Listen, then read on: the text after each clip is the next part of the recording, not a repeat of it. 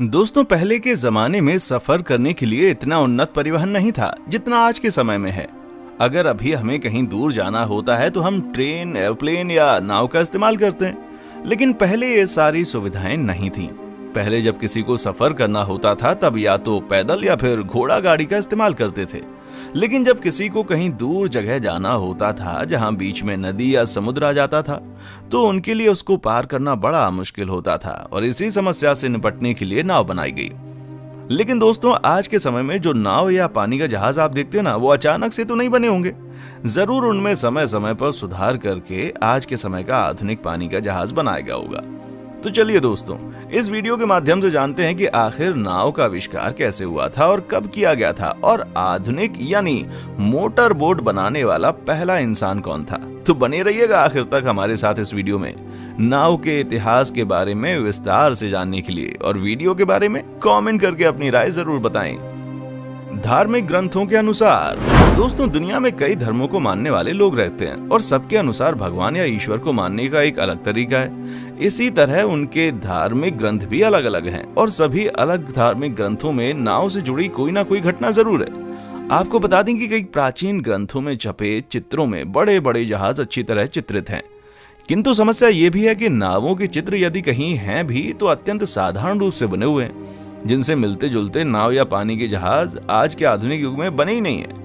पौराणिक कथाओं के अनुसार मनु के, नूह के और यूनान के अपोलोडारिस के अनुसार दियोकलियान के नाव में चढ़कर बचने की कथाएं अनेक देशों में मिलती हैं। और भी अनेक ग्रंथों में नावों का जिक्र आया है, किंतु कहीं भी नाव के स्वरूप का वर्णन सही से नहीं है। इसलिए हम अब आगे बात करते हैं कि जब मनुष्य धरती पर अपने जीवन के लिए हर रोज नई चुनौतियों का सामना करता था तब क्या होता था। डोंगी और बेड़े। आपको बता दें कि कई पुरानी साइट्स पर ऐसी तस्वीरें मिली हैं जिनसे पता चला है कि ईसा मसीह के लगभग 6000 साल पहले ही छोटी नावों का आविष्कार हो गया था, जो कि कई सारी लकड़ियों को एक साथ में बांधकर चलाया जाता था। हालांकि पहले के समय में नाव का आविष्कार कैसे हुआ था, ये किसने किया था, इसका कोई तथ्य नहीं है। इसके बारे में सिर्फ इतिहासकारों की अपनी एक सोच और राय है। उनके मुताबिक पहले के समय में जब इंसानों ने इधर उधर जाने और अपना सामान ढोने के लिए नदी और नाले पार करने के लिए आरंभिक प्रयास किए होंगे, तब वे लकड़ी या हल्के तैरने लायक कोई वस्तु की कुछ मात्रा बांधकर या फिर किसी वृक्ष का तना खोलकर तथा उसे पानी में तैराकर अपने उद्देश्य में सफल हुए होंगे। इन्हीं प्रयासों को हम नाव या जहाज का मूल निहित रूप मान सकते हैं। लेकिन आज भी इस बात पर इतिहासकारों में मतभेद है कि तना खोलकर बनाई हुई डोंगी पहले अस्तित्व में आई या पानी पर तैरने वाले सरपत, नरकुल आदि से बना हुआ बेड़ा। आपको बता दें कि कुछ दृष्टियों से डोंगी अच्छी रही तो कुछ दृष्टियों से बेड़े। जैसे डोंगे में पानी भीतर नहीं आता था, लेकिन इसमें ना तो बेड़े के बराबर क्षमता थी और ना उतना संतुलन बनाने की योग्यता। पर जो भी हो, शुरुआत में नदी और नालों को इन्हीं की मदद से पार किया जाता था। आर्कियोलॉजिस्ट के मुताबिक छाल की डोंगियां और भी बाद में बनी थीं और फिर इसके बाद पशुओं के चमड़े के मशकों में हवा भरकर उसके ऊपर घास फूस, लकड़ी आदि का पटरा लगाकर इनसे लोग पानी को पार करने लगे। साथ ही साथ कई जगह चमड़े का प्रयोग लकड़ी के ऊपर करके नाव का निर्माण किया जाने लगा। ये नाव के कुछ सुधरे हुए स्वरूप थे। आपको बता दें कि इतिहासकार बताते हैं कि यह आश्चर्यजनक तथ्य है कि बहुत दूर दूर देशों में स्थित आपस में कभी भी एक दूसरे के संपर्क में ना आ सकने वाले लोगों के मन में भी नदी और नाले को पार करने के लिए एक जैसे ही विचार उत्पन्न हुए।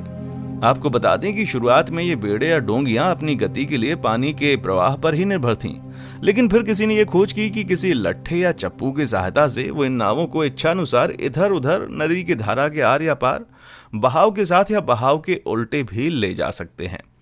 फिर बदलते वक्त के साथ लोग नदियों, झीलों और तालाबों में मछली पकड़ने जाने लगे। फिर कई लोगों ने कभी कभी अच्छे मौसम में तट से दूर समुद्र में भी जाना आरंभ कर दिया। शुरुआत में नाव छोटी हुआ करती थी, जिससे उसमें अक्सर पानी उछलकर ऊपर आ जाता था और कभी कभी ये पलट जाती थी। फिर जैसे जैसे इंसानों ने तरक्की की, लकड़ी के तख्ते कुल्हाड़ी से काट फाड़ कर अनगढ़ रूप से बनाए जाने लगे और फिर लोगों ने लकड़ी को जोड़कर नाव बनाने की कला सीख ली। मतलब वे समय के साथ लकड़ी की बनी बड़ी नाव भी बनाने लगे। धीरे धीरे इसके सिरे कुछ गोल, कुछ नुकीले, कुछ ऊपर उठे हुए बनाए जाने लगे। यही गति और ज्यादा सामान ढोने की आवश्यकता ही नाव के इतिहास में आदिकाल से आज तक मनुष्यों को इसके आविष्कार में सुधार करने की ओर प्रेरित कर रही है। इसके परिणाम स्वरूप समय के साथ बड़े बड़े बेड़े बनने लगे, जिससे दूर समुद्र पर यात्रा की जाने लगी। आर्कियोलॉजिकल साइट से मिले सबूत। आपको बता दें कि आर्कियोलॉजिस्ट के अनुसार बड़े बड़े पानी के नाव का आविष्कार 4000 साल पहले हो गया था, क्योंकि इतिहासकारों को इंडस वैली सिविलाइजेशन के समय का दुनिया का सबसे पुराना शिप डॉक यार्ड मिला है, जो कि उस समय के लोथल साइट का है, जो कि आज के समय में गुजरात में स्थित है।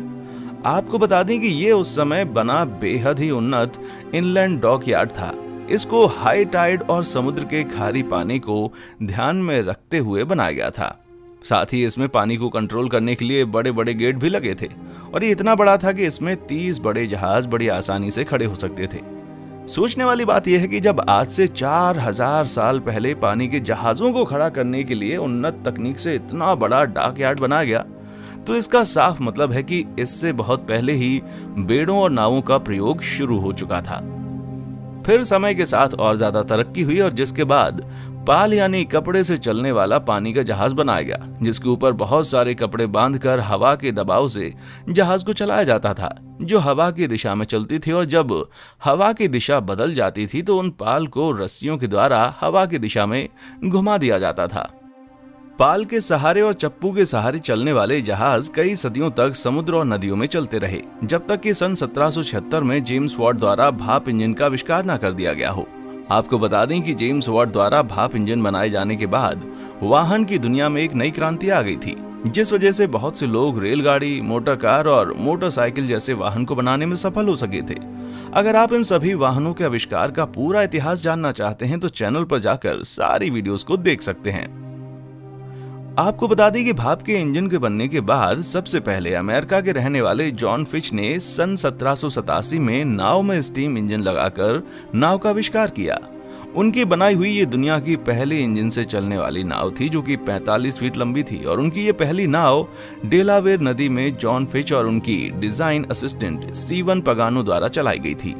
लेकिन 1787 में जॉन फिच के नाव के आविष्कार के बाद कई लोग स्टीम इंजन लगाकर सफलतापूर्वक नाव को बनाने लगे थे, और उनका खूब प्रयोग भी किया जाने लगा था। आपको बता दें कि नौका निर्माण के लिए लकड़ी का ही प्रयोग आदिकाल से होता आया है, और इसका स्थान व्यापक रूप से कोई अन्य पदार्थ नहीं ले सका था। हालांकि आजकल नावों, जहाजों आदि में विर्माव्राइट की चादरें बहुत लगने लगी हैं। विर्माब्राइट एल्यूमिनियम की मिश्र धातु है, जो अत्यंत हल्की और बेहद ही मजबूत होती है और खारे पानी से प्रभावित नहीं होती। आपको बता दें कि सन 1855 में लैम्बोर्ट नाम के एक फ्रांसीसी ने प्रबलित कंक्रीट और लकड़ी की छोटी नाव बनाई थी, जिसका उसने पेटेंट भी करा लिया था, लेकिन यह नौका बिल्कुल भी कामयाब नहीं हो सकी। इंसान ने जैसे जैसे तरक्की की, जहाज भी बेहतर बनने लगे। एक ऐसा दौर आया जब विशाल जहाज बनाए जाने लगे। इन जहाजों पर एक छोटा सा शहर चलता था। जहाज पर ही ऐशो आराम की हर एक चीज उपलब्ध होती थी, जिसका एक उदाहरण टाइटैनिक है, जिस पर बनी फिल्म की वजह से आज दुनिया भर में लोग इस शानदार जहाज के बारे में जानते हैं। इस तरह की विशालकाय जहाज बनने का सिलसिला 19वीं सदी के 5वें दशक से ही शुरू हो गया था। 1850 से लेकर 1900 के दरमियान ब्रिटेन के 3 बड़े जहाज अटलांटिक के आर पार के सफर का जरिया थे। आपको बता दें कि जब भाप इंजन से चलने वाली नाव बहुत ज्यादा प्रचलित होने लगी, तो डीजल इंजन के आविष्कार के बाद सन 1904 में डीजल इंजन से चलने वाली पहली जहाज को बना दिया गया, जो कि 125 फीट लंबी और 25 हॉर्स पावर डीजल इंजन से चलती थी। इसके बाद से लेकर अभी तक जहाज की टेक्नोलॉजी दिन ब दिन बदलती गई है, और अब इतनी बढ़ गई है कि अब जहाज में घर और होटल्स भी बनाए जाते हैं। तो दोस्तों, आज के लिए बस इतना ही। देखने के लिए शुक्रिया।